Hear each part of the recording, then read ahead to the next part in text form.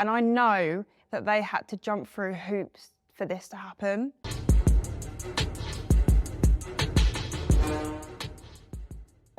Hi and welcome to the Real Women of Boxing Series 3, Episode 2.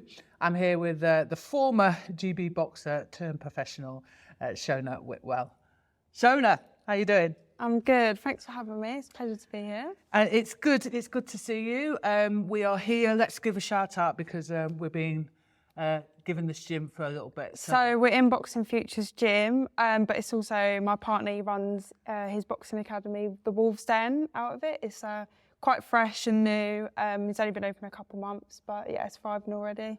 So Reese, congratulations for opening your gym. Everybody in Peterborough, get down here. It's a really nice gym, to be fair. Yeah, it's nice. It's really nice. Good space. Yeah. You're obviously about to make your pro debut. You were stepped into the pro ranks this year. Yeah. So firstly, take me back to the beginning of your boxing career. Why boxing? So I think I was like 5 years old and my dad just started St Ives Boxing Academy. He just opened that not long before. And obviously I see like it was becoming quite a buzz, people were joining, and then he started a kids class and I was like begging to come. But obviously at that time, you know, females, it was dead. Like there weren't many females joining gyms, like boxing gyms. But I was begging him, you know, I just for a bit of fun. And then he let me join, you know, because back then it was just fun. It was just like dodgeball, hitting a bag, you know, sprints up and down. It was all a bit of a fun. And then I done ballet at the same time, actually. I did ballet. Yeah, so it was quite, you know, the opposite. So I done boxing and ballet, and then I think got to a point, I think I was about 10, and I was like, oh, I don't want to do ballet anymore, Dad. I just want to box. And then that's when I think it started to become more serious. And then I had my first fight when I was 12. And then, yeah, since then it become more serious. You know, I realised, oh, I'm actually all right at this. And then, yeah, I think I started at like 42 kilos. And then now I'm 60 kilos. So just worked my way up. Got scouted for England when I was about, I think, 15, 16. Boxed for England, you know, won a few medals there. You know, the England, they were the best days, 100%. You know, where you could just have a bit of fun. It was serious, but it weren't that serious. Do you know what I mean? Like your life weren't dependent on it. But yeah, really enjoyed that. You know, made plenty of friends on England.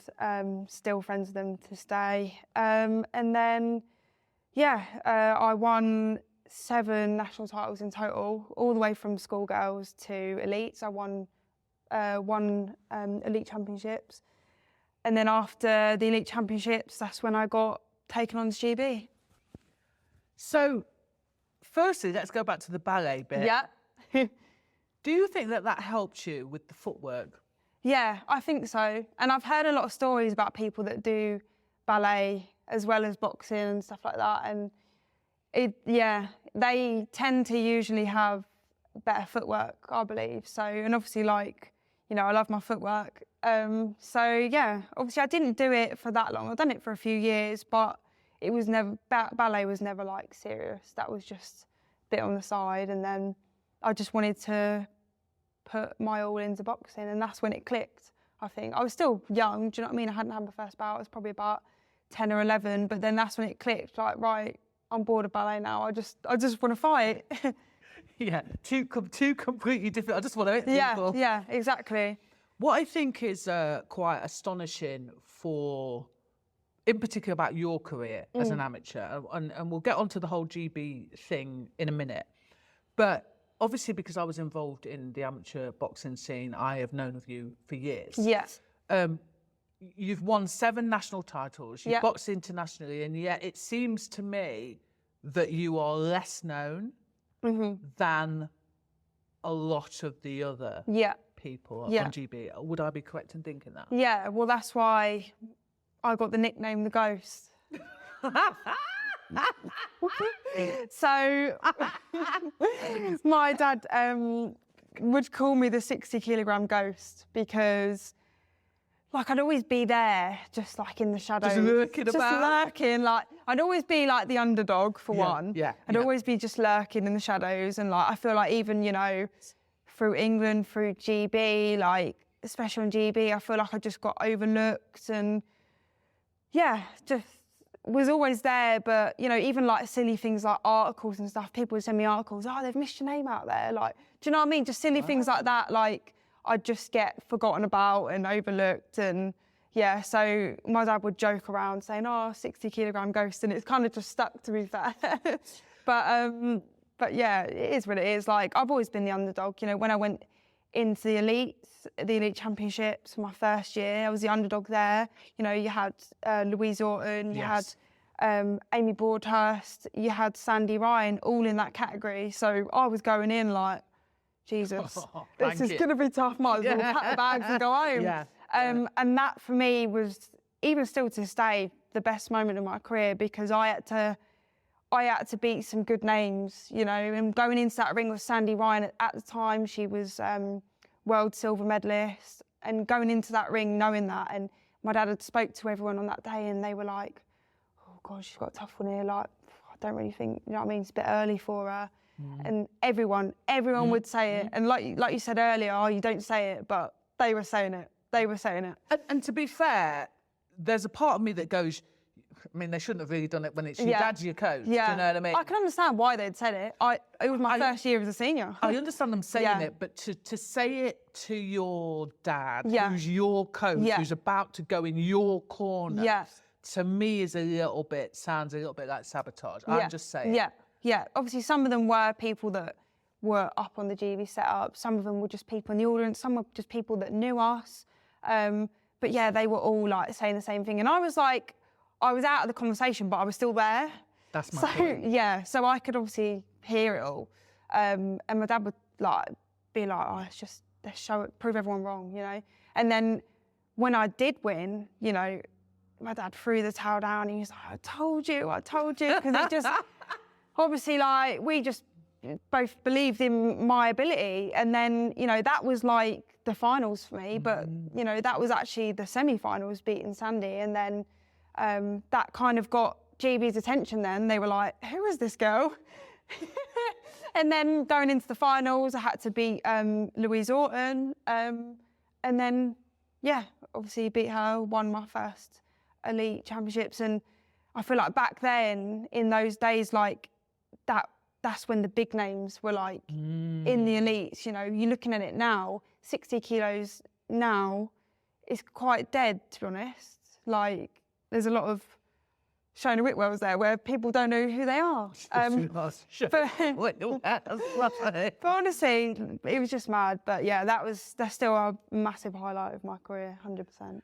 I will say though, you know, just if having your dad there at your side, kind of going, right, let's prove him wrong, because you can mentally go, oh Jesus, there's all of these names, and I absolutely agree with you, by the way, that, you know, there are just some years where you've got to fight through some really decent competition. And it weren't just my weight, you know, it was every weight. Every weight had top names in it, top girls. And at the time, GB were putting their number ones in, which they don't really do now. Obviously, because, and they're off doing other things anyway. Like, and I feel like once you're on GB, you don't really want to kind of take that back step and then box for championships that you've already won to get yourself to that point.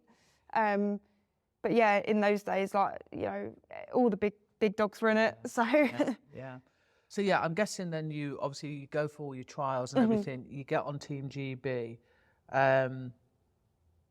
Who came up with the nickname Skinny Bitch Power? One of the coaches, Paul.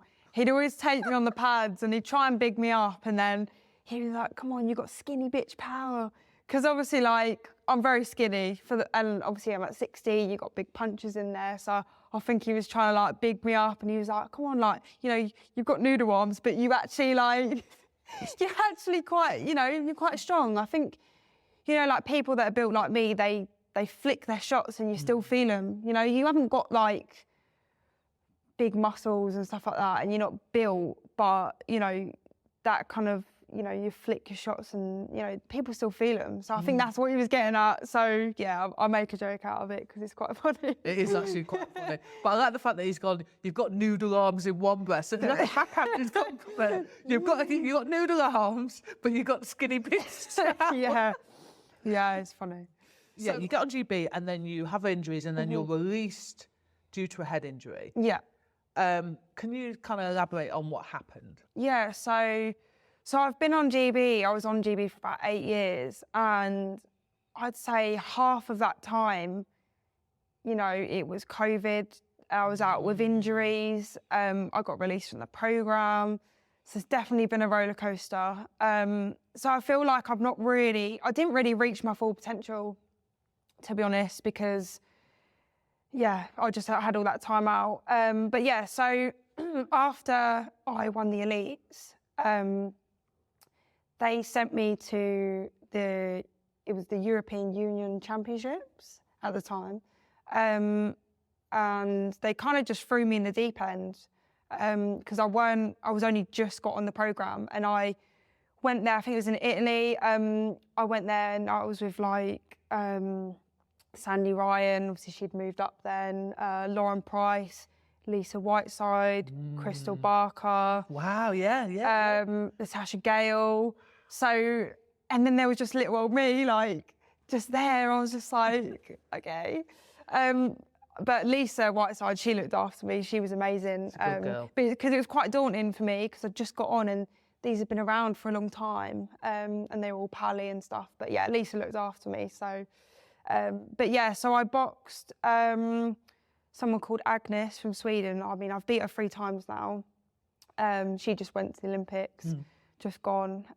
So I beat her, and obviously she's well known. She won the Worlds and Europeans as a junior and youth a few times. So I beat her. So that was a big first win for me. And then I had, she's called Mira Potkanen. Did she not fight? Is she German? She's from Finland. And she fought that Iman Khalif at one point, I think. Yeah, she's boxed everyone. And she beat her though, didn't she? She's one of the few that beat her, I'm sure. Yes, yeah, she's boxed everyone. Yeah. And she is the hardest hitter I have ever boxed. She is like a train coming at you. Okay, come on. Yeah, she and obviously I knew of her, so I knew what I was going in for. But I still went in confident because I was confident from the day before. So I went in there and I can't remember what round it was, but I got buzzed. She hit me with one of her shots and I got buzzed. Went a bit dizzy, but I managed to stay in the fight, make it through the fight. Obviously didn't win, but at least I got through it. And then after that, I was concussed and stuff like that, but they were like, all right, it'll go. And then I think it was only a couple of weeks later, I was back up GB, back sparring, still didn't feel 100%, back sparring. I think they got me sparring Amara. And obviously she was I think she was 69 kilos at the time. So yeah, it was, big difference. And then after that spar, I think just taking the shots, I was just like, no, I don't feel good. So yeah, anyway, I think they just let me rest. And then long story short, I ended up coming up GB, just trying to train, but I was just getting dizzy. Even in the warm-up, getting dizzy. And they sent me to the best doctors in London. I was getting I got misdiagnosed with vertigo. It wasn't that. Then they sent me to other doctors and they diagnosed me with post-traumatic concussion. So I think it was about a year in total. I was coming up to GB, just going on the bike. I had a heart rate monitor on and I couldn't go past a certain level. So I couldn't bring on my symptoms. And then after a year of just trying to get back in the ring, just coming on the bike, GB were like, look, we're going to have to release you. You just need to go home, kind of, hopefully you'll get better without the pressure of coming up all the time and, just going on the bike. People thinking I was milking it. And it was just quite funny really, because I wanted to be in that ring. You know, I missed out because of this injury. I missed out on the Commonwealth Games at the Gold Coast. You know, and you're not just going to miss out on that for no reason. So obviously they sent Paige Murney instead of me. She come down. Obviously at the time she was 64. She come down, and that was heartbreaking because that would have been like my first like proper like major tournament, and that probably would have got me the exposure that I needed for people to, you know, take notice of me. So I missed out on that, absolutely devastated. And then obviously to hear that I'd just been released from the programme, you know, I got home and I got a bit depressed, to be honest with you, because I was questioning myself and I actually thought, am I going to be able to box again? Like, I really thought this could be the end of my career. I'm just never going to get better. So, you know, I just decided to rest, and I obviously, because I got released from GB, I had to get a full-time job.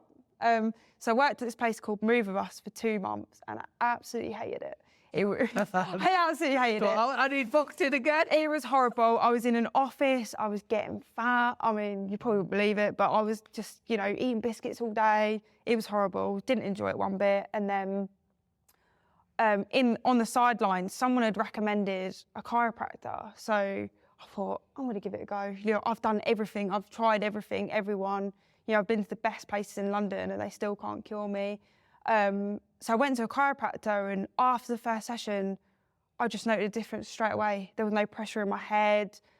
So I kept going. I think I was going like twice a week. And I was just back to normal. Within a few weeks, I was back to normal. So it was incredible. Do you think that there was, like, you had something, like, emotionally you were trapped as well, and they somehow released something? Well, yeah, obviously I was coming up to GB all the time, and just people just look at me like I'm milking it, and it's kind of just frustrating because I just wanted to be back with everyone, you know. I didn't think I was going to box. I was panicking. And then obviously it definitely helped, like, you know, going home. In that aspect of things, you know, I managed to just switch off a little bit from boxing and see if that helped. But then obviously that didn't help. That only made me, you know, go in kind of like a down and dark place. And then obviously questioning, you know, my career choice, and, you know, and I didn't really, at school, I didn't really commit to it, you know, because of boxing. I think I was doing my A-levels, and the first year my tests were coming up, and England had called me up and they said, oh, you've been picked to go to the World Championships as a youth in China. And I was like, my exams are coming up. Yeah, fuck. Yeah.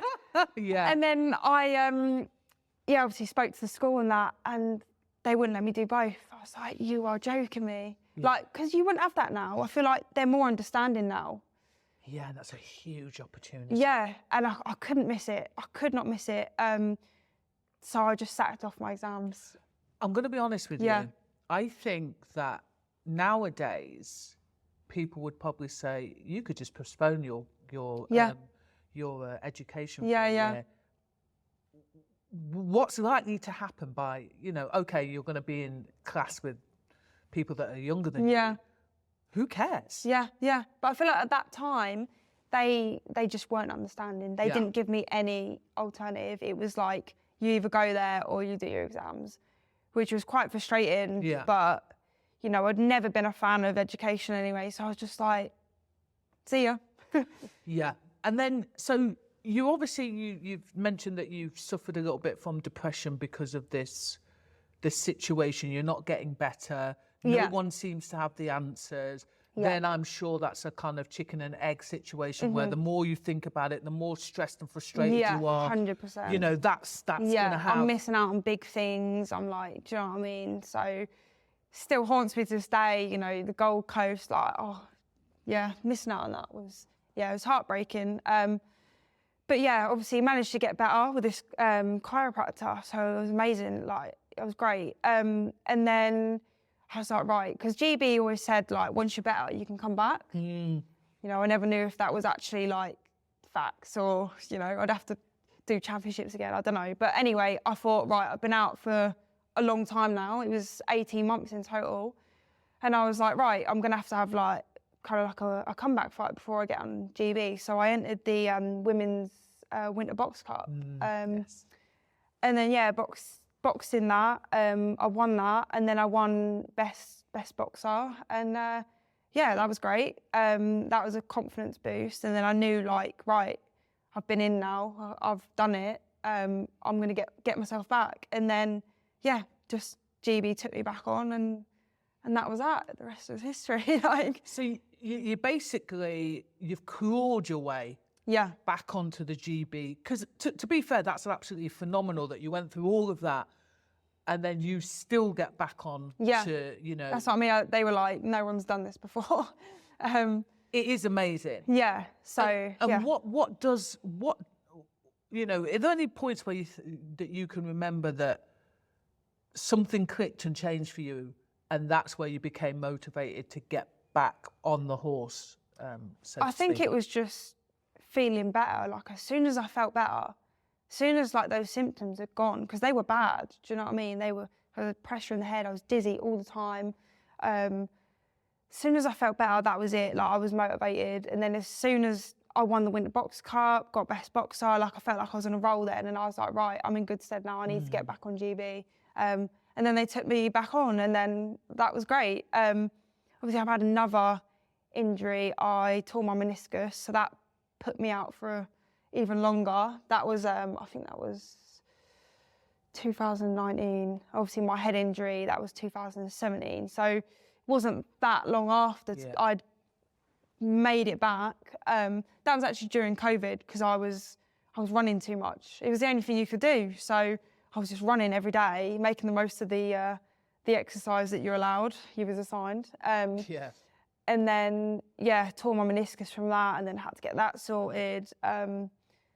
But yeah, other than that, I've not really had any other injuries, but they had lasted like a long period of time. And then COVID, like you say, COVID had taken us out for a year or so. And then all the stuff with IBA being corrupt and stuff like that, and Russia, not being able to box in tournaments against Russia. So I just feel like with all these things adding up, really, I've only had a few years at GB actually competing, injury-free. And even in that time, you know, we weren't allowed to box at tournaments with Russia in, and, you know, world boxing was just becoming a thing. So yeah, I don't think I got the opportunities, you know, that I deserved because of all of that going on. I couldn't really, perform to my ability. So yeah, it was frustrating. I'm just sorry, I was just double checking. That's all right. And so, you know, talking about Russia, obviously that's some of the best competition you could get out there. So to not be able to face them, they're kind of the yardstick, aren't they, in some respects, to see where you are in the kind of world rankings. So yeah, you crawl your way back, you're on GB again, you think, right, I'm on my way to the qualifiers.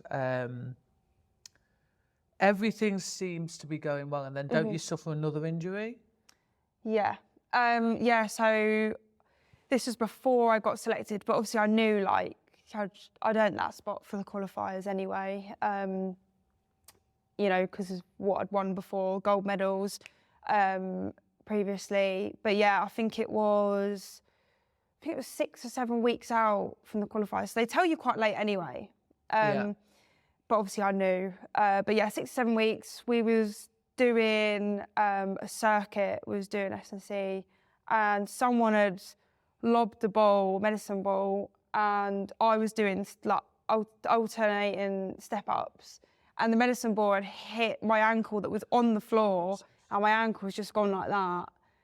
And like I fell to the floor, and everyone's kind of laughing because they just thought I was just falling over.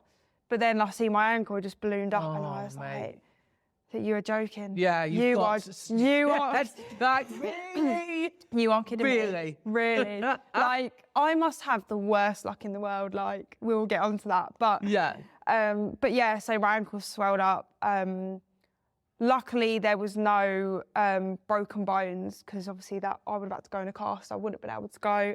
But I had ligament tears, which were still, do you know what I mean? That's still a long process. So Rob McCracken was like, you know, what we're going to do? Like, is she going to be all right? And then obviously I found out I'd been selected and stuff, and I was just so concerned. I was in tears. Do you know what I mean? Like, I was on a roll. I'd won like a few gold medals before this. I was at my best, 100% I was at my best, especially when I'm active.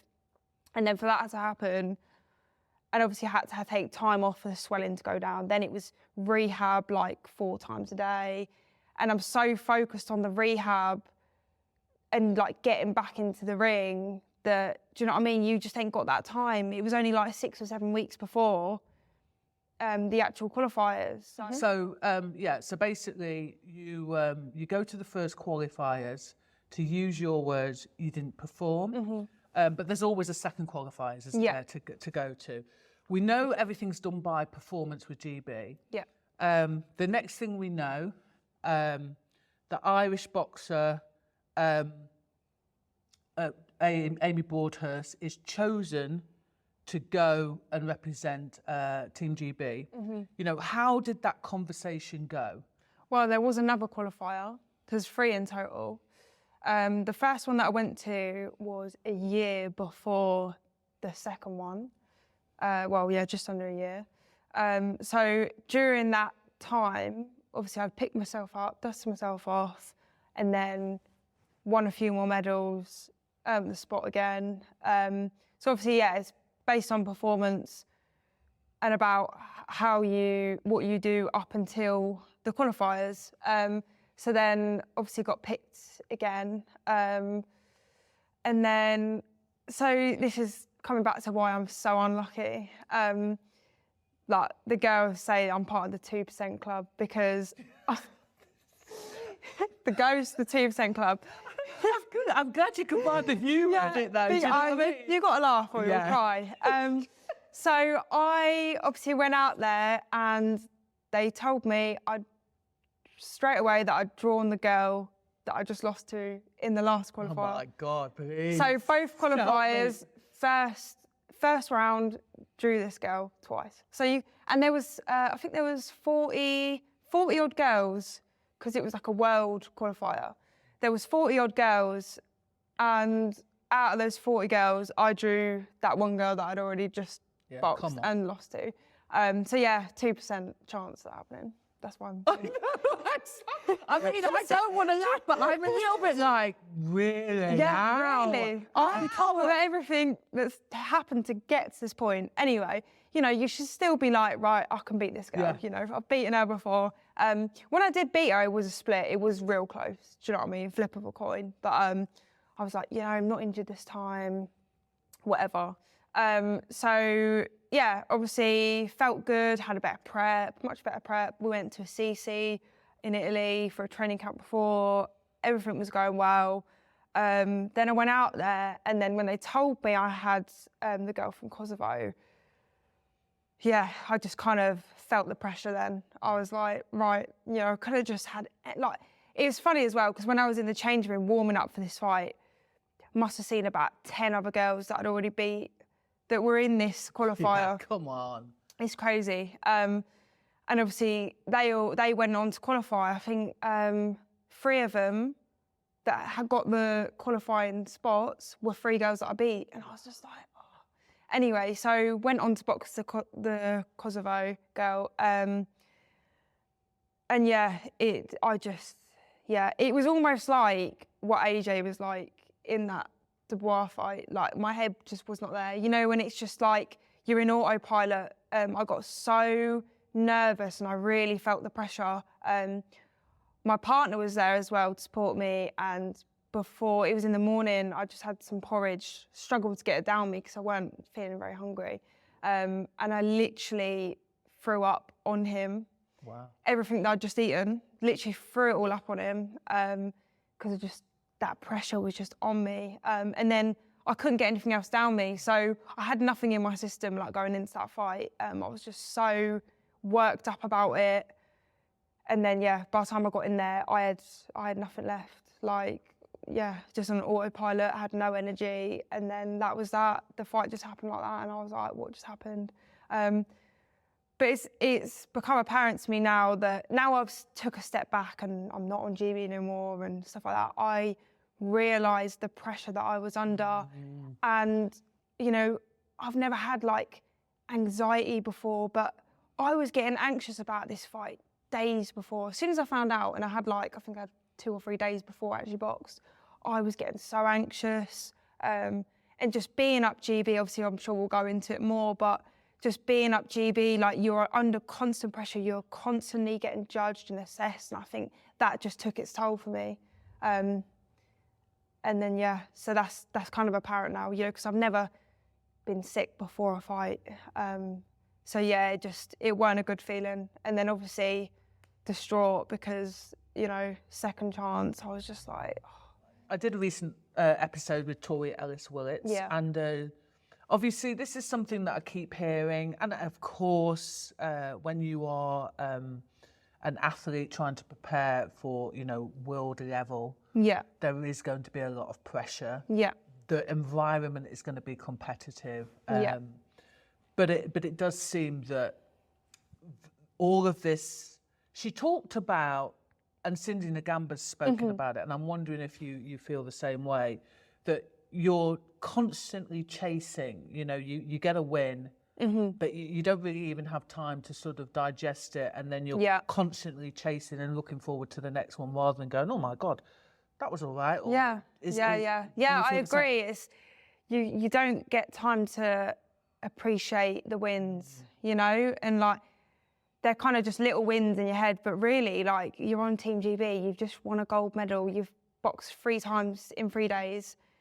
You know, you need to appreciate those wins, but I feel like as soon as you get that gold medal, you're like, oh, right, I've got my spot now. Like, now I've got to work towards this and then this. And it's like, you can't appreciate the small wins because you're just focused on what's next. And obviously, they get you out, like, at least once a month or whatever, and obviously they like to keep you active and they spring things on you, like 2 weeks before you'll be told you're going to this, and you've always got to stay ready. And yeah, it's just one of them things. I think you just can't appreciate the wins. So it's a shame, really. It is a shame, but you're just constantly under pressure, and there's always people at your weight. So you're always fighting. Not only are you fighting for the spot to these major tournaments, you're fighting for the #1 spot at GB. And it's like, you're constantly being judged. So, you know, you'll go up there Monday to Thursday or whatever, and you'll just be judged the whole time on your actions, your weight, you know, whether you're late or on time, on the track. Even though, like, on the track, you're doing it for your fitness. You know, we're not runners, but you're being judged on that track. The coaches, they don't have to be there, but they turn up at that track to watch you and see who's doing well and see who's not doing well. You know, the 1K best efforts, that is a race, not just against yourself, against everyone. And especially like the girls at your weight, you feel like you've got to run better than them, but why? You know, it's boxing, we're not runners. But yeah, or even if you're like shadow boxing, you're in the bags, you're being judged. So every spar, this is why I feel like you can't work on things in your spars, because you're so busy trying to compete against this girl that's at your weight, trying to look good.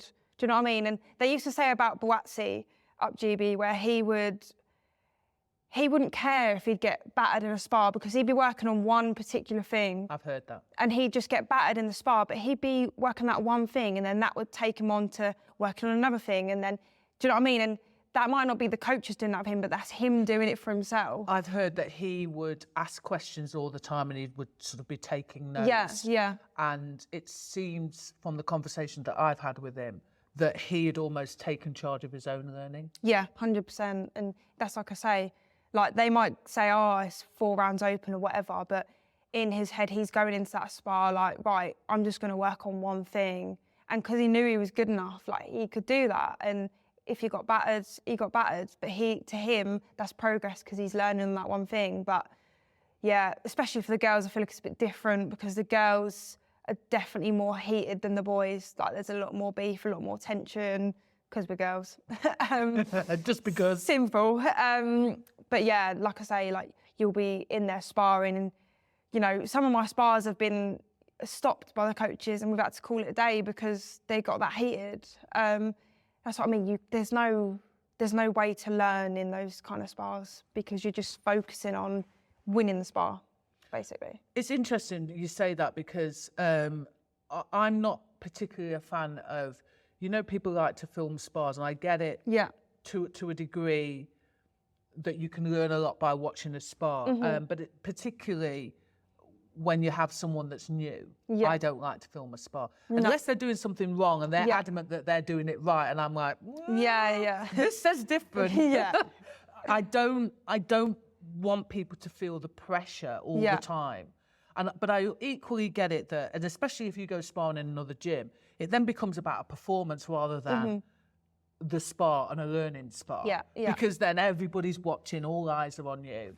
And I think you have to have the confidence, and it's not easy to be a Boazzi and go, I'm not doing that. No one really does that up there. He took that upon himself to do that, and we couldn't do something like that because it gets too heated, and you're so focused on winning the spar, and obviously you ain't just got like one coach per boxer. You've got other coaches like lurking around, like watching, and you've got other boxers that are watching, and they're like whispering, and do you know what I mean? So that's the kind of environment it is, and I think that just built up for me, and that took its toll for me, I think. And now I've took a step back from GB, I feel like a weight's been lifted off my shoulders, I just feel like the pressure, it really is like who you surround yourself with that affects your mentality.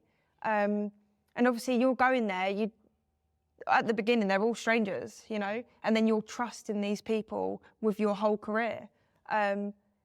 So yeah, it can be, a difficult place to be. It's interesting, when we started this conversation and you spoke about first starting boxing, being in your dad's gym, joy was just, your face was filled with joy. Yeah. When you started to talk about GB, and I'm not sure you're aware of this, your chest got tight and you got, even though it didn't register in your face, physically you altered. Yeah. You became stressed talking about it. Don't get me wrong, like I really enjoyed parts of GB, like, traveling the world, going to different countries, like, there's no better feeling than winning 3 fights on the spin and then getting a gold medal, and then one tournament I got best boxer, and it was just like, it's great. The feeling of winning is great, but, the training and, the type of training up there and just, the environment, that starts to take its toll. At the beginning I was fresh, I didn't know any different, it was all new, it was exciting. And then, I still enjoyed it and I still persevered after all the injuries and the setbacks and not being picked for things. But yeah, then towards the end, I'd say like this year, that's when it started to take its toll. I was messaging, I'd never thought about turning professional ever, because I always had that tunnel vision on the Olympics, I always had that mindset. So I never thought about turning over because it just didn't appeal to me at the time. And then I think it was in January, I was messaging like promoters and stuff to have a chat because I weren't happy. And that was before the qualifiers, like this year. So I was already thinking about it in my head. And when you're already thinking about things like that, you're not focusing on that same goal. So yeah, you could tell my mind was elsewhere this year. It's almost like you had a foot out of the door. Yeah, which I hadn't had that before. Never thought about it.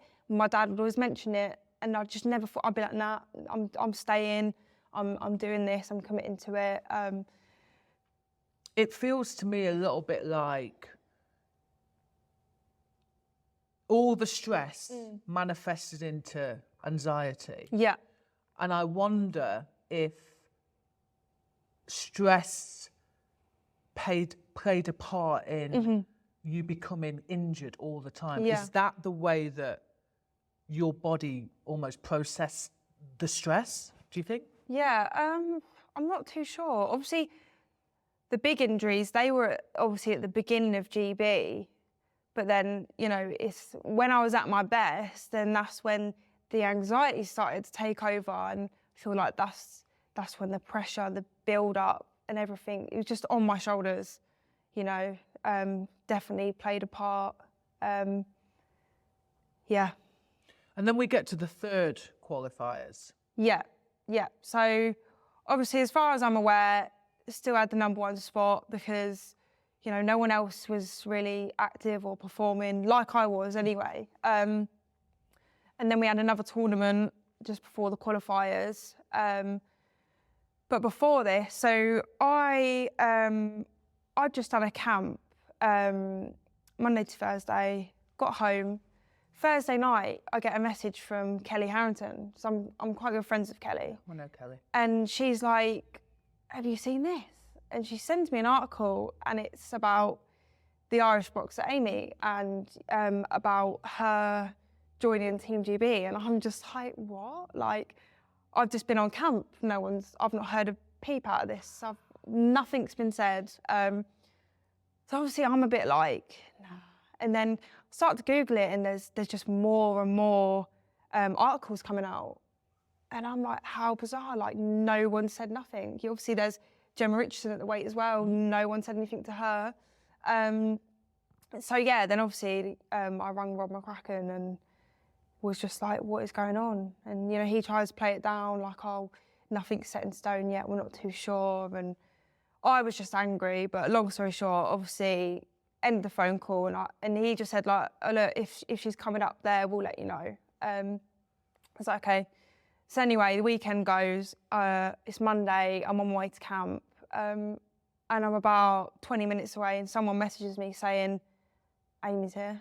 And I was just like, what? Because like no one like gave me warning. Like it'd be nice just to get the warning, you know, because I've been up there for 8 years. You'd expect a bit of like respect or like loyalty, if you want to call it, like just a heads up, do you know? Because if I'd walked into that gym and not known like she was there, you don't know how you're going to react in that situation. It's true. So firstly, you've just outed Kelly Harrington. Oh, Gamma. She doesn't care. She does not care. Kelly Harrington's the grass. She's the grass. Everyone was sending me. She was just the first one. To be fair, so firstly, what I'm going to say about that situation, I know Amy Broadhouse really well because she boxed for IBC. Yeah. But I got a lesson, and I'm going to be honest, I got a lesson in think before you post something on social media, because I saw it and I was like, fucking hell, that's incredible. Amazing, because I know what she's been through. Yeah. And then someone commented, and I've left it, I'm sure I've left it on there. Someone commented, I've got, oh, it's a boss move. And someone commented, what is it, a boss move when realistically the person or the two people that were at that weight, they've basically been betrayed and blah, blah, blah. Yeah. Blah. And I was like, it's true. I never thought. There's more to it, obviously. I never even, it never entered my mind about, and I know Gemma, how it has affected. I didn't even know what had happened, I'm going to be honest, at first. It was just that, like, not a lot of people did, it was under wraps. So it's like, oh, she's on the team. I'm like, me, that's a box. Excuse my language. I'm going to say that again. So I was like, oh, amazing. Yeah. Boss move. And I did put boss move. And the person was like, oh, is it a boss move then? Yeah. Think about it this way. And I thought, you know what? They're right. I didn't, listen, on one respect, I'm like, what does she do? Does she turn it down because she knows you guys? And I meant to ask somebody that on a podcast, and then I never ended up asking it. If the opportunity arose, would most people do what she did? I think yes. But equally, I'm going to say to you now, it was insensitive. It never crossed my mind how that would have affected you or affected anybody on the team. So I apologise for that. No, that's fine. I think a lot of people, you know, if you're a fan of Amy's and you see that, you're like, great. Because you don't know the backstory and you don't even think about it. I never thought about the backstory. And then on top of that, for you to say the way it was done, it could have been handled better. So much better, but that's just lack of communication. That is just how it was. I don't really. No, I'm sorry. You don't have articles coming out. Oh, you no, have to that's what I mean. call media to come in. So a decision had been made. Yeah, but we just weren't aware.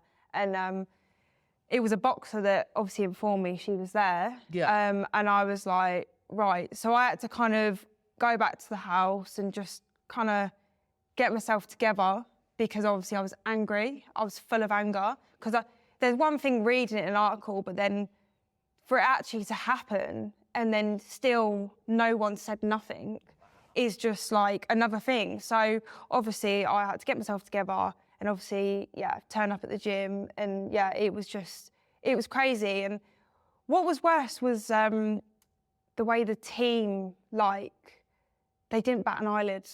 Like, the boxers, they just acted like it was normal. And I just think, like, obviously because it's not them, they don't really care. But it, you know, it's just that team, like, you look at other countries and they're like so like close, they're tight knit, you know, they will support each other. And I'm not saying we don't support each other, but there was never that close bond with everyone. And I feel like, you know, a bit more loyalty. I feel like if that was me going into the Irish gym, it'd be a different story. Everyone would walk out. What I find interesting about that is, well, firstly, sadly, I'm not surprised. Yeah. It sounds like, and again, this whole competitive environment. Yeah. Everyone's out for themselves. Everybody, is now super competitive. Yeah. It sounds like they didn't miss a step. Yeah. So, effectively, did you feel not only betrayed by the powers that be at Team GB, did you feel betrayed by your teammates? Yeah, I just felt, I was just full of anger at everyone, anything. Just the fact that they could do that. And I know that they had to jump through hoops for this to happen. I know that there was rules that, you know, had to be like looked into for her to obviously do this. And we was talking about me and Gemma talking, weren't we? Yeah, so you get to a situation where you and Gemma get together. Yeah, so we actually end up speaking after years of not speaking. And we were just like, what is going on? Like, they have done us dirty kind of thing. And yeah, we kind of just lent on each other a little bit through the situation. But yeah, then they told us, oh, you're boxing in America in a couple of weeks. So they still expect you to perform. Yeah, after that. After everyone just acted like it's normal. Yeah. Nothing to see here. Yeah, 100%. So we knew me and Gemma would be entered. Obviously, we were like, is Amy going to be entered? Because she was obviously weighing heavy. And then, end up getting to the airport and she's there and we're like, what the hell? But long story short, she didn't box, she just come for a training camp. So me and Gemma already knew, like, as soon as Amy got put on to the programme, she was going to that qualifiers. Like, there's no way you're going to jump through hoops, like, all the rules and everything, regulations, to then not send her. Like, that was never going to happen. Like, no matter what we done in this tournament, that was never going to change the outcome. If me or Gemma would have got gold, we never would have went, regardless. That was clear to both of us. So when we were boxing in this American tournament, our heads were just out the window. Like, we were just like, right, we're just going to enjoy this tournament, whatever. Of course, because of my bad luck, I drew Wenlu. Please. Wenlu from China. She just... Stop. Yeah, stop there. Says it all. Straight away, draw Wenlu, who just won silver at the Olympics against Kelly. And so I had her first. And yeah, obviously done the best that I could. I lost on a split. Some people thought I actually won it. I haven't actually watched it back. Because at that point, I'm like, do you know what? I can't be bothered with it. I've not actually watched it back. People said they thought I won it. I thought it was really close, but yeah, it was a split. So you couldn't argue I performed. Anyway, obviously Gemma's the other side of the draw. She boxes a couple of girls. One girl I already beat, and then another girl who I think I beat her as well. Oh no, she boxed American, but she wasn't like the #1 or anything. So she made it to the finals. She had a nice draw. And then obviously she boxed against Wenlu and got beat unanimously. Is what it is. So yeah, I performed, 100% performed, but yeah, no matter what would have happened, we never would have went regardless. And I just think, yeah, I don't know, the third qualifier, obviously I know like how the other two went, but the coaches can clearly see the draw that I had to start with. And the third one's always the easiest. You know, a lot of people don't really qualify until the third one because it is the easiest. The first two, they're solid. And I still feel like I performed. I didn't perform at the qualifiers, but I performed between then. But yeah, obviously they decided to do what they done. And the thing that I don't get as well is obviously Amy, she obviously didn't get selected by her own country for obvious reasons, because she was out injured for a long period of time. And then the other girl took the spot, which I think is fair enough. And I just think if I was on GB and I was out injured for ages and someone else got the spot, I'd be like, fair enough. Like, you've earned it. Like, I've not been able to prove myself. So yeah, that's kind of what happened. And then obviously I think she approached GB or vice versa. I'll never know. And then obviously because her dad was born in Slough, but obviously he was only at a young age, then moved straight to Ireland. She technically obviously is English. Yeah. She's never boxed for England or anything like that. Obviously never been on GB before. And within the space of her coming on to GB, I think she got selected, I think it was like 3 weeks later. So she'd been on the programme for 3 weeks. Obviously I've been on 8 years. 8 years of what I've had to overcome for that to happen. And the way it was done, just, yeah, terrible. Amy did box in the elites in the amateurs. She obviously wasn't selected for GB before that. She didn't represent GB before this situation, but she had been in the elites and won the elites in the UK before. She did via IBC. Yeah. That was a year when none of us were in it. Obviously, the year she was in it, when I was in it, obviously she didn't get far. Obviously, she won it after, but I'm pretty sure there was no one really in it. But obviously, yeah, fair play. She won it. But yeah, she's never boxed for England or GB or anything like that. I just, yeah, to do that. But then it just shows, like, if they're going to do that once, they'll do it more times now, I think. I think when I've thought about the situation and I've asked myself, would most boxers do what Amy's done? If I'm honest, I think they would. Yeah.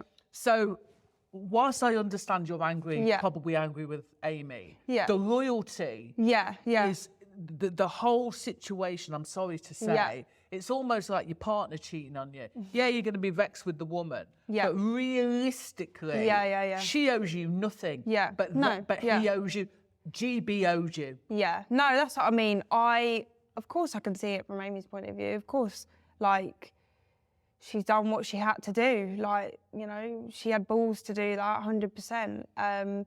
But yeah, it's obviously the way it was done. And yeah, obviously GB obviously are the ones with the power. So they're the ones to blame, obviously. So. Regardless of whether they turned around and said you weren't performing or were performing, it wasn't handled well. No, 100%. They should have come to you and they should have spoken to you. To be put in that situation, I'm sorry, is unbearable. It's unbearable. For you to walk into your home of 8 years, and then there's somebody else in there and nobody, apart from Kelly Harrington. Yeah, I don't think Robert. No, but she obviously, and I know Kelly, and I think she probably thought, I can't let her. Oh, she's supported my career. I don't think. I mean, we've boxed each other. Yeah, we have boxed each other, you know, and it was flipping a coin. I mean. Yeah, I don't. Yeah. If you like somebody, and I'm taking Amy completely out of the equation now. if you really like somebody and sometimes you have to go, hold on, how would I feel in that scenario? Yeah.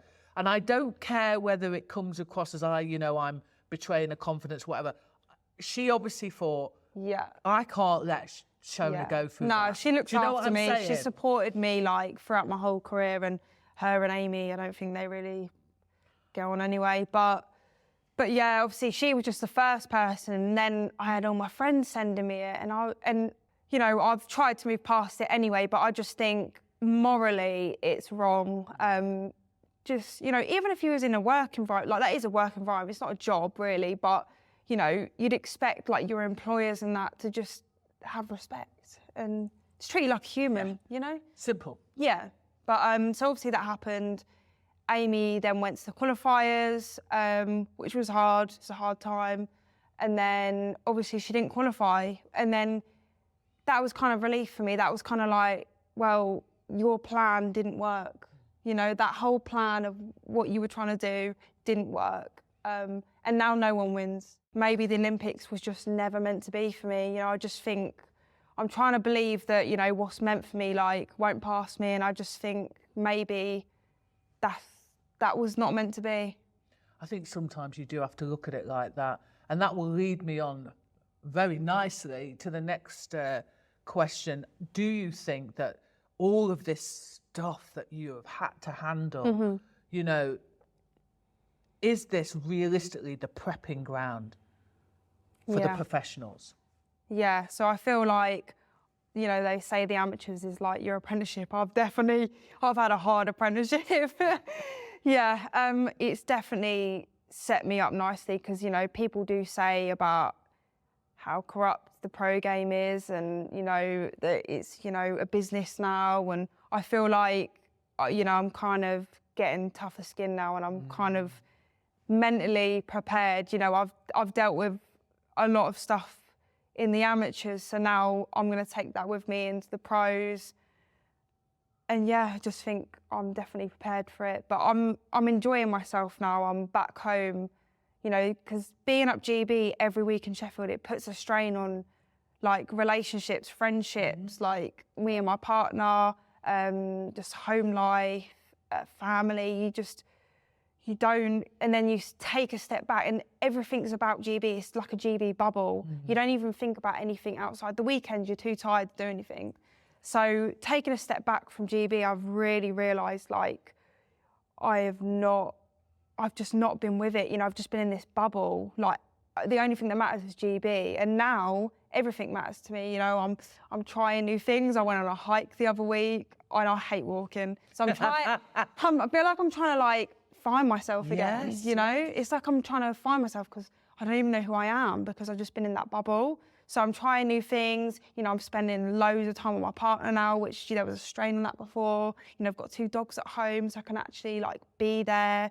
You know, my family, my grandma's not very well, and it kind of opens your eyes up like I've missed out on so much time. There's more. So there's just so much more to not just boxing, but GB and that level, you know, and obviously I've never thought about going pro, and who knows, maybe I wish, you know, I would have thought about it sooner, but, you know, I'm not going to regret anything. You know, I've done what I've done. I still stuck it out and went to that tournament in America because I thought, do you know what, I'm just going to end it.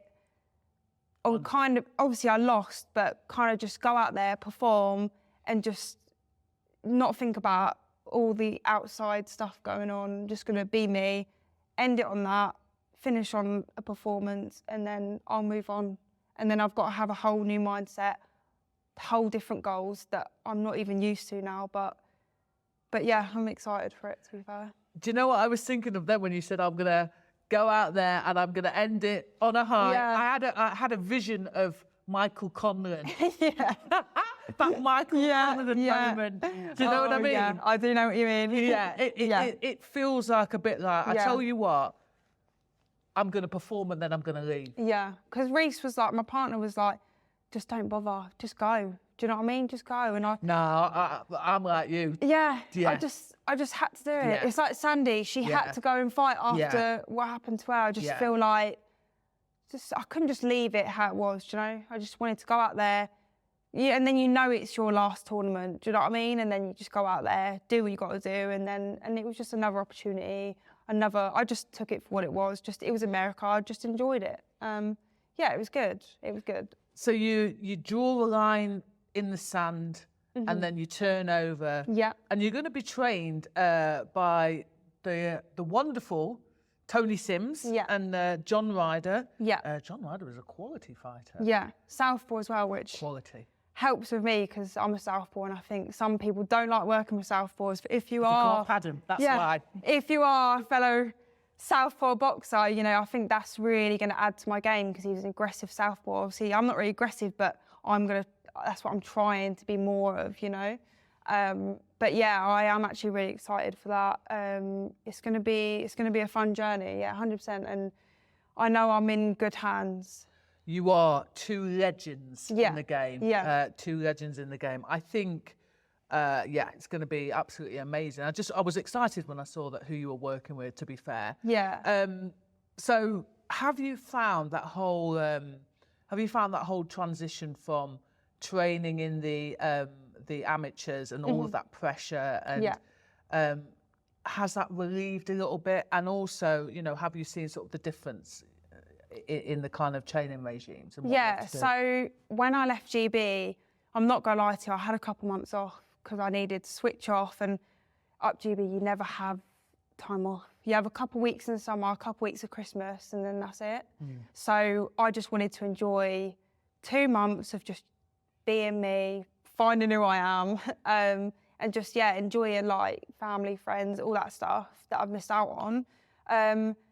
And yeah, I'm starting to get back into fitness now. I've not started training full time at Tony's yet. I'm just going once a week for now because I'm still in the process of like my license and stuff like that. So whilst that's going on, and he trusts Reese, he knows Reese. So obviously I'm going to be going there once a week for now, and then obviously train with Reese in the background. But yeah, already like with the few sessions that I've done with him, I've noticed, you know, he's just picking up on certain things that I've never really been able to think about. Because up GB, it's 3 rounds, so that goes so quickly, and it's like bouncy, and you just do it. You don't think about it. Do you know what I mean? Whereas now, obviously, I know it's 2-minute rounds, which goes quickly, but obviously there's the more rounds, and it's just that different style. So yeah, he's just picking up on little things that I need to work on. Like for him, it's little, but for me, it's like, Jesus, like it's just gonna take a while to get the hang of. But I'm confident that I can do it anyway. And like I say, 2 minutes, it's still quite a fast pace. Yeah. So if it was 3 minutes, then I think it'd be quite a bigger transition because it'd be like so many rounds over 3 minutes. Yeah. But because it's still the 2 minutes, it's still quite that fast, high intensity. Which you're used to, of course. Yeah, exactly. And are you going to be campaigning the super featherweights? Yeah. So what excites you about the division, you know, especially with the kind of current landscape in Britain and internationally, what excites you the most about that division? I just think I'll be really big at that weight because, not built, but obviously I was lightweight in the amateurs, and I'm not gonna lie to you, I never dieted, I never had to make weight, I'd just walk around it. You know, everyone would hate me up there because I'd just be eating like 4 or 5 meals a day, and obviously they'd be like dieting and stuff, especially like girls my weight, they'd be coming down from like 65, 66. So I never had to get down. And then I remember at the Olympic qualifiers, you know, the one that I wasn't very well at, yeah. I was very anxious, and like, I just must have been burning so much from the stress. I think on the night, I weighed 59.3. That's well underweight, do you know what I mean? And if I didn't, I think I drank like a litre of water and had like some snacks and that. But if I didn't do that, and then I woke up about the same in the morning, if I didn't do that, I would have been hitting 58 something. And that just goes to show like, but I've got a real high metabolism, so. All right, don't show off. Yeah, sorry. Don't worry, it'll catch up with me one day. I'm joking. I think it's great. I think it will catch up with me. I think what's nice about that is, especially in a weight categorised sport, You need to have that energy, and you just know that the fighters are going through it just ahead of, you know, fight week. In the amateurs, obviously, fights, not, you know, in the pros it'll be fight week, and in the amateurs, obviously, it's week after week after week. Then we already know that, well, we say females, males now also have problems with eating disorders as a result. So it's actually really nice to hear that... 'cause you don't hear it very often. That you're able to go, do you know what, I can perform, I'm nice, I'm strong at it, and I can eat, and it's just, do you know what I mean? But so as a pro lightweight, you know, unless obviously there's opportunities there, but lightweight, I think, you know, I'm not big enough for that because these girls are coming down, you know, and if I'm sitting at lightweight and it's day before weigh-in, like, these girls are going to be ballooning up to, you know, at least 65 kilos. So super feather, I think that's what, 59 something. That'd be slightly different in the that would be perfect. Amateurs. That would be perfect for me. Is your sister not the same weight? Yeah, so I think, I don't know if her last fight was super feather, but I know she's planning on doing it, which is a bit awkward. I was going to say, that's awkward. But she was there first, so she might be like, you move. We can share the belt. Nah, I don't know, to be honest. She's always been heavier than me. So, I don't know whether she'll just do that for championship weight, or I'm not too sure. But she is used to sitting heavier than me. You know, as an amateur, she boxed at like 64. So it wouldn't surprise me if she's at lightweight. Whatever. Obviously, I'm never going to box her. So, this is one of them things. But I think super feather, especially in this country, there's not a lot going on at super feather. Obviously, internationally there is. There are obviously some big fights to be made. But I'm obviously happy to see what my weight's like when I get to there, you know, how easy I make it. I feel like, obviously, judging from the Olympic qualifiers, I made that, and that was me eating up. So we'll see. We'll see what weight I can make, and then go from there, really. So Alicia Baumgardner, didn't she she's ranked #1 in the division, and she's just had that, she won the WBC belt against Delphine, is it Delphine? Yeah, well, that was a no contest because of the clash of heads. I don't know if you've seen it.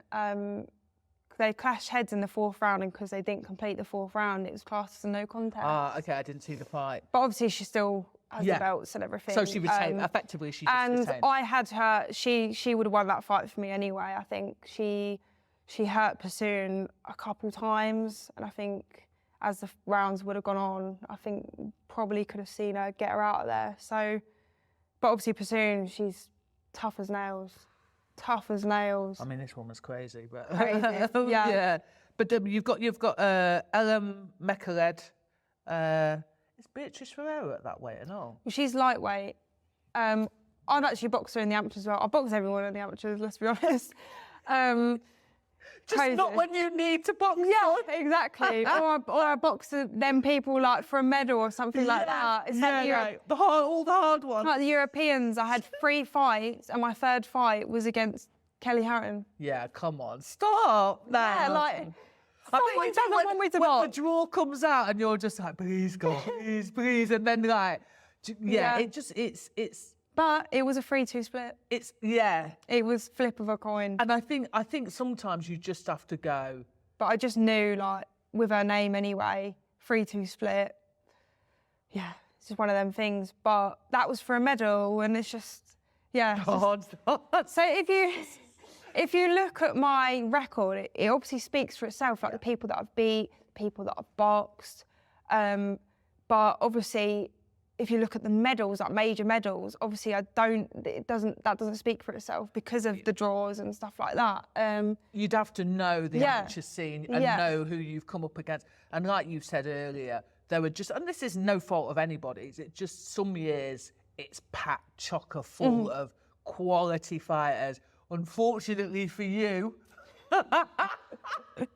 it's so funny. Yeah, that is. You got to laugh about it. You have to laugh because otherwise you'd cry, wouldn't you? I can laugh about it now. Do you know what I mean? Looking back.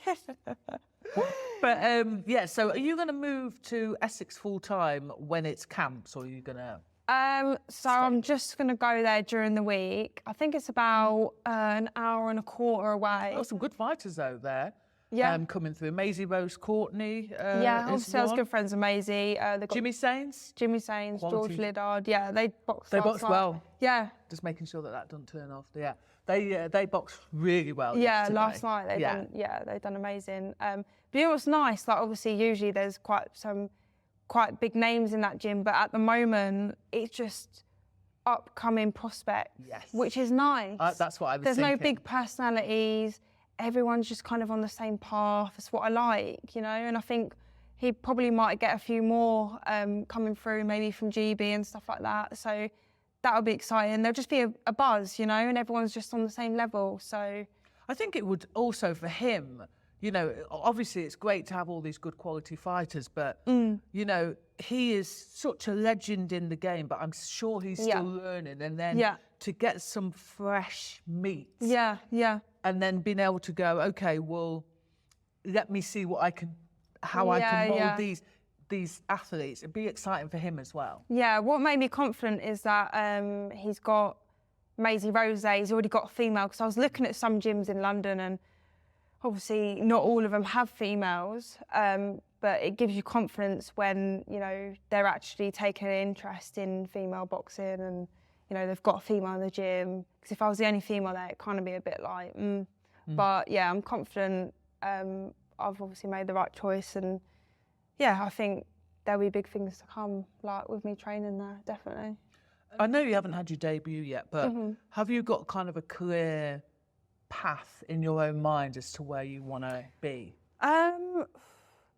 Not right now, but obviously it goes without saying, you know, I want them belts. I want to be a world champion. You know, it's kind of been like hard to let go of that Olympic dream. But now moving on, now it is, right, I'm going to be a world champion. You know, like the Olympics isn't the be all and end all. And I've seen that, you know, look at Ellie Scottney. Look how well she's done. Look at Chantel Cameron. Obviously, I speak to Chantel every now and then, and you know, she said to me, "Look, like it's not the be-all and end-all. Look what happened to me. Like she lost in the qualifiers. She didn't end up going, and look how well she's doing now." Do you know what I mean? You just got to look at people that have been in my position and have confidence that I can make it like they have. But yeah, I wanna move quite quickly, but I'm not naive in the fact that I know I need to transition a little bit. I need to kind of be a bit sensible in, you know, not rushing. Look, as you were saying earlier, that, you know, sometimes females get rushed a bit. But yeah, it's just doing it strategically, I think. But I want to make my way there. Hopefully it's not going to be as bumpy as the amateurs. Please. I think you've suffered enough. Yeah, you know? Come on. But I think Chantel's completely right. I think that what I'm seeing is, you know, the people that kind of have missed out and have been on the, for lack of a better word, the fringes of GB for whatever reason, injury, overlooked, stabbed in the back, whatever we want to call it. You know, the likes of kind of Raven Chapman as well, Ellie Scottney, you mentioned Chantel Cameron. Every single one of them is doing well now in the pros. They are. And they've got a story about them, do you know? And I feel like it's a bit sweeter now when you make it to the top. The journey so far hasn't been easy for you. No. And I'm sure there are times that you've been proud of, you know, how you've handled certain things. But what are you most proud of that people don't know? Well, I'd just say, like, people don't really know the journey that I've been on anyway, you know? Like, people don't know that, only people like, you know, up GB and friends and stuff, people don't know, like, that, you know, I've had all these injuries and I've had to overcome them, and I didn't think I was, you know, there was times where I didn't think I was going to box again, and I just went down a dark path. You know, I'm just proud for every time that I've had a bump in the road, that I've overcome that, you know, like the amount it's took. You know, I could have given up after the first couple bumps in the road, but I have stuck it out, and you know, people do say to me, like, fair play to you, like, fair play that you've stuck it out, you stuck to your guns. Like, the amount of times I could have quit, walked away, I could have turned over, you know, even when I was messaging promoters and stuff, I was like, no, I'm still going to stick it out. So, yeah, like, I feel like you don't really get a lot of time to sit back and reflect and actually, like, be proud of yourself. But I am actually proud of how far I've come in the sport. And, you know, I'm just hoping that it's not going to be as bumpy in the pros, but I'm fully prepared for anything that can be thrown at me. And you talked about trying to find yourself. Do you now think, taking that little step back, you found who Shona Whitwell is? Yeah, I mean, I'm still trying to find myself, but definitely a lot more. I'm definitely seeing, like, life for what it is, you know, outside of boxing, and it's just opened my eyes a bit more, to be honest, because I was in that bubble, like I said, and now my eyes are, like, wide open. And yeah, I'm just grateful for the time that I've had at home, and, you know, the time off that I've had, and, you know, I've been able to do some incredible things, like, at home with my friends and my partner. Yeah, so yeah, I would say, like, I'm nearly there. It's been an absolute pleasure for you to share your story, and you know, at times it's been traumatic for you, and but I do appreciate you taking the time to just share your story with me, and obviously to the fans. And I wish you all the luck in the pro ranks. You deserve it. Thanks for having me. I've loved it.